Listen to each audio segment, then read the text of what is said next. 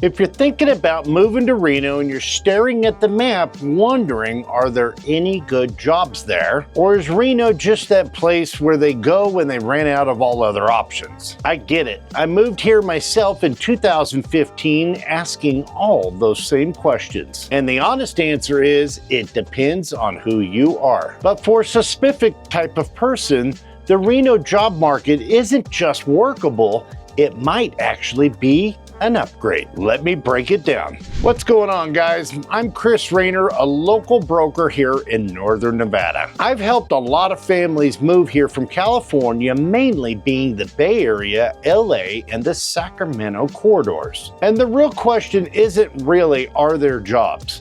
The real question is can I relocate to Reno and make the same amount of money or close to it? And what will my monthly burn look like there versus where I'm at currently? Another question they ask is my actual life going to be any better? And those are questions worth answering. So that's what this video is. 6 sectors, real numbers, and no cheerleading. And let's start with manufacturing because that's where Reno's real story truly begins. We have the Tesla Gigafactory, Panasonic, and an entire supplier network that grew up around them. And we're talking about $60,000 to $100,000 for a lot of these roles. They have strong benefits, consistent hours, real upward mobility if you stay there in the system. And now compare that to California for a second. You might have the same salary, but it's still different math. That's because we don't have any state income tax here in Nevada. We have lower insurance and lower utilities. So even if you have about the same number on that offer letter, the take-home is meaningfully different. And here's the part that will hit your life very different once you experience it. You're not spending your entire life commuting. You're actually going to get your evenings back. I know that may sound like a small thing, but it's not. The next sector is data centers and AI hubs, and this is where the game got changed. And this is also where Reno's story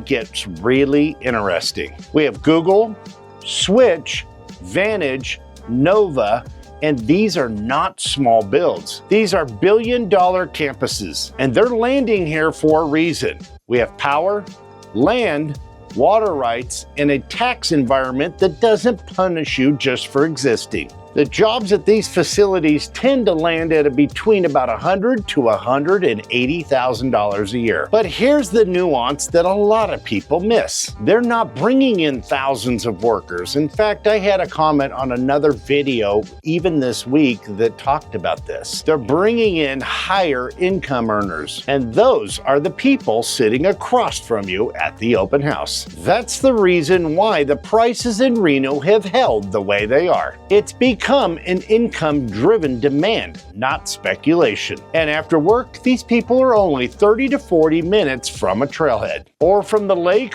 or from playing 9 holes at their favorite golf course. And that's the other part that doesn't show up on the salary line. But here's the thing about Reno that sounds made up until you experience it. You can live in South Reno, Damonte Ranch, Somerset, and still get to most job hubs within 20 to 30 minutes. That's not a marketing claim. That's just what the traffic looks like here for our little city that is holding just under 600,000 residents. Now let's talk about the trick drive, because this is where people seem to get it wrong. They hear industrial park and their brain immediately goes to warehouse, traffic, gridlock, and long commutes. That's not this. In fact, you'll be on Highway 80 for most of this. Traffic flows, and it's not stop and go. And once you're past the city, it opens up pretty quick. From most parts of Reno and Sparks, you're only about 25 to 35 minutes away. But here's the part that nobody expects.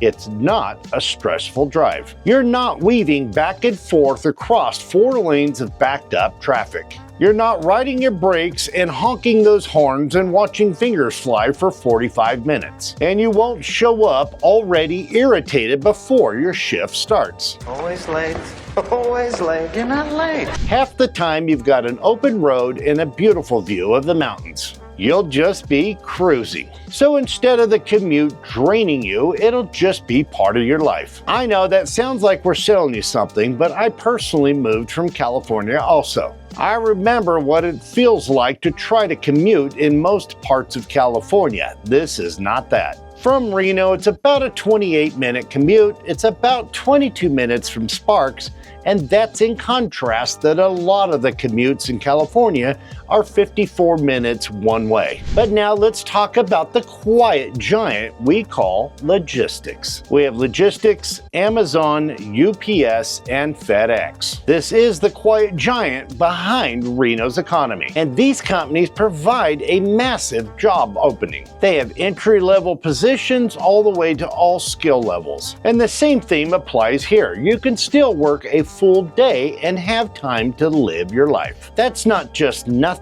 For a lot of families, this is everything. Now let's talk about the long-term play in healthcare, and that is sector number 4. Healthcare is a sector that I don't see talked about enough in Reno relocation content. We have renowned Regional Medical Center, Northern Nevada Medical Center, and now Kaiser is entering the scene. It's a system that's growing up because the population continues to increase. It has stable, expanding, and long-term stability. So if you're a nurse practitioner, a physician, a healthcare admin coming out of California, the salary differential is real, but the cost of living math is also very different here. So for families that are looking to make a relocation and they're worried about the job security and you're in healthcare, well, this deserves to be part of your analysis. Okay.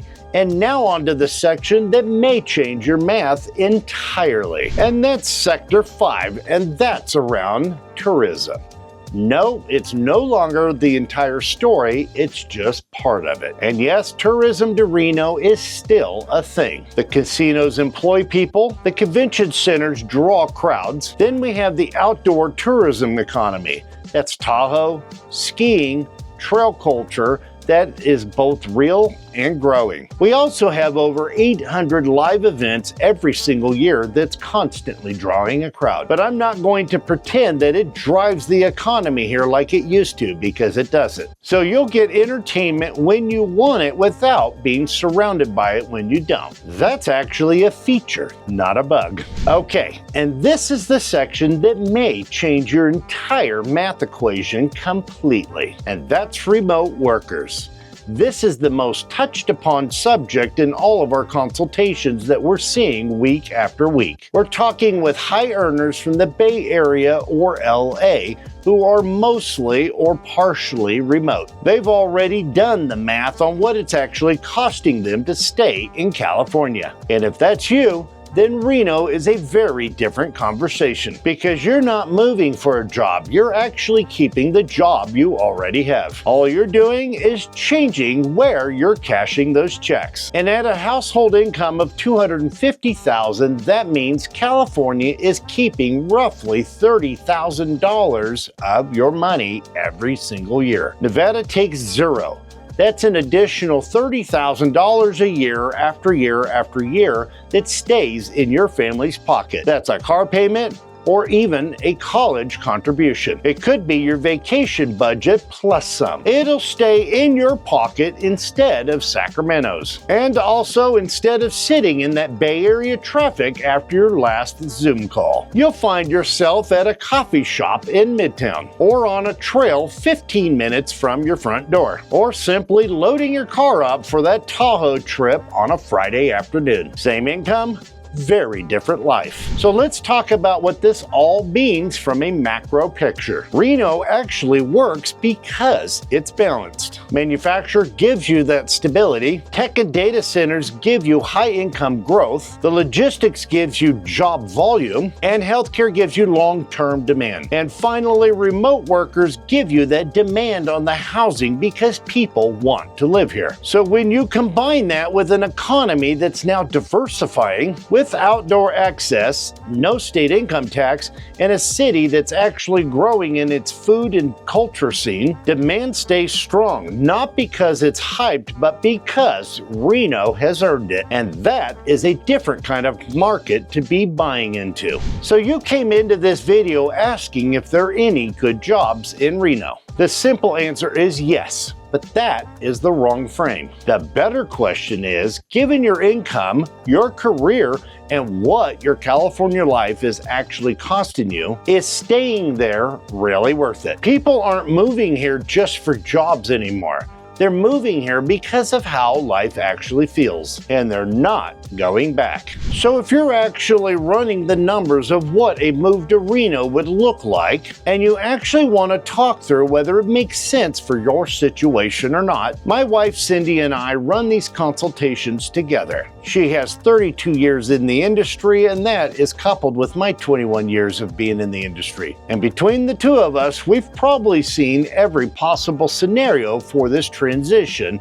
of what it would look like. Our link is down below in the description. You're going to simply find a 30-minute conversation and no sales pitch. Just an honest version of what a conversation would look like for you to move and relocate. And if you found this video useful, hit that subscribe button. I put out content every single week specifically for people who are looking to make the relocation. No hype and no highlight reels, just the real stuff. Most people aren't moving anymore for a job. They're making the move now because they realize there's a better way to live. And Reno just happens to do the math better than anywhere else that they've looked. I'm Chris Rayner, your go-to realtor for all things Reno. We'll see you on the next one.